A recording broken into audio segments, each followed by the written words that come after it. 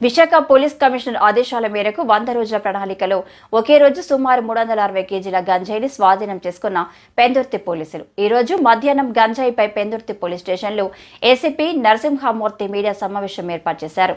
ఈ కార్యక్రమంలో మీడియాతో మాట్లాడుతూ పెందుర్తి సరిపల్లి చెక్పోస్టు మరియు పులగాలిపాలెం వద్ద గంజాయిని పెందుర్తి సీఐ రామకృష్ణ స్వాధీనం చేసుకున్నారని ఆయన తెలిపారు.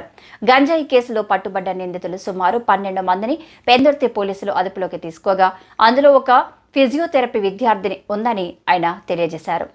గంజాయి మరియు మాదక ద్రవ్యాలను సరఫరా చేస్తున్న సేవిస్తున్న ప్రతి ఒక్కరిపై నిఘా ఉంటుందని వారిపై కఠిన చర్యలు తీసుకుంటామని హెచ్చరించారు.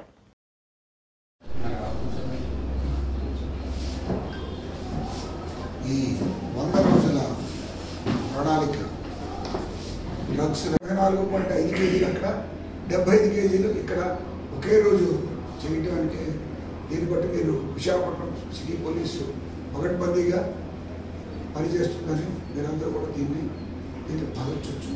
ఇలాగే మిగతా ప్రాంతాల్లో కూడా గాంజాయి సీజన్గా జరుగుతుంది. గాంజాయి త్రాగిన వాళ్ళు పట్టుకోవడం జరుగుతుంది. డకాయ్ ఆపరేషన్స్ చేస్తున్నాము. ఎక్కడెవరైతే త్రాగిన వాళ్ళు ఉంటున్నారో వాళ్ళని పికప్ చేస్తున్నాము. తల్లిదండ్రుల ద్వారా కౌన్సిలింగ్ చేస్తున్నాము. అలాగే మార్పు కేంద్రాలకు కూడా పంపించడం కూడా చేస్తున్నాము. ఒకవైపు నియంత్రణ, ఎవరైతే సోర్స్ ఎవరైతే గాంజా పండిస్తున్నారో వాళ్ళ మీద చర్యలు తీసుకుంటాము. ఎవరైతే ట్రాన్స్పోర్ట్ చేస్తున్నారో వాళ్ళ మీద క్రిమినల్ చర్యలు తీసుకుంటాం.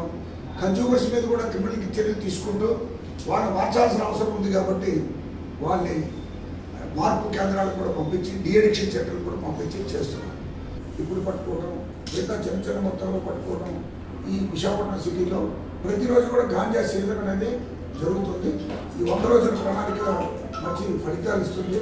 తద్వారా పోలీసులు కూడా మంచి పనితీరు కనబరుస్తూ ఉన్నారు.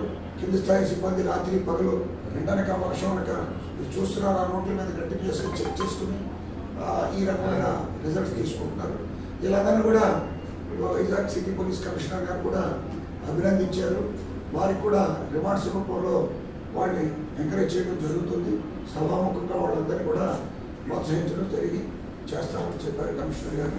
తద్వారా కూడా సిబ్బంది కొంచెం మోటివేట్ అయ్యి ఈ రకమైన రిజల్ట్స్ తీసుకురావడం జరుగుతుంది. విజ్ఞప్తి చేసేది ఏంటంటే, ఒకసారి గంజాయికి అలవాటు పడితే మన కుర్రవాడు మళ్ళీ బాగుపడడానికి చాలా కష్టం. కాబట్టి తల్లిదండ్రులు పేరెంటింగ్ అనేది చాలా ఇప్పుడు ఈ రోజుల్లో పేరెంటింగ్ అనేది చాలా కష్టమైన ప్రక్రియ. ఎందుకంటే మనం పిల్లలకి సెపరేట్ బెడ్రూమ్ ఇచ్చేయడం, సెపరేట్ ఫోన్ ఇచ్చేయడం చేస్తున్నాము. వాళ్ళు ఏ కార్యక్రమాలు చేస్తున్నారో మనకి తెలియట్లేదు. అవన్నీ కూడా వాచ్ చేయాల్సిన అవసరం మనం పిల్లల్ని. అలాగని గట్టిగా మన పిల్లల కంటే వాళ్ళు ఏదైనా ఇంటి నుంచి వెళ్ళిపోవడం, ఏదైనా చేసుకోవడం, అలాంటి ఆస్కారాలు కూడా అలాంటి సందర్భాలు కూడా చూస్తున్నాము. కాబట్టి పేరెంటింగ్ అనేది చాలా కష్టం. పిల్లల మీద చాలా ఫోకస్ పెట్టాలి. వాళ్ళ నమ్మకంలో తీసుకోవాలి. మనం కూడా వాళ్ళని వాచ్ చేస్తూ ఉండాలి.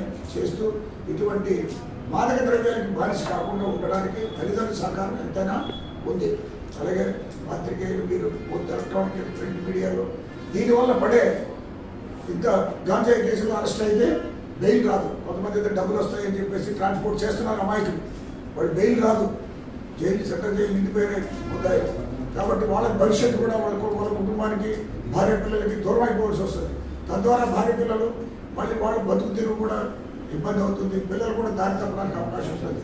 కాబట్టి అటువంటి ట్రాన్స్పోర్టేషన్ మెడలింగ్ చర్యలు కూడా చేపట్టకుండా ఉండాలంటే మనం అందరూ కూడా అవగాహన తీసుకురావాల్సిన అవసరం ఉంది.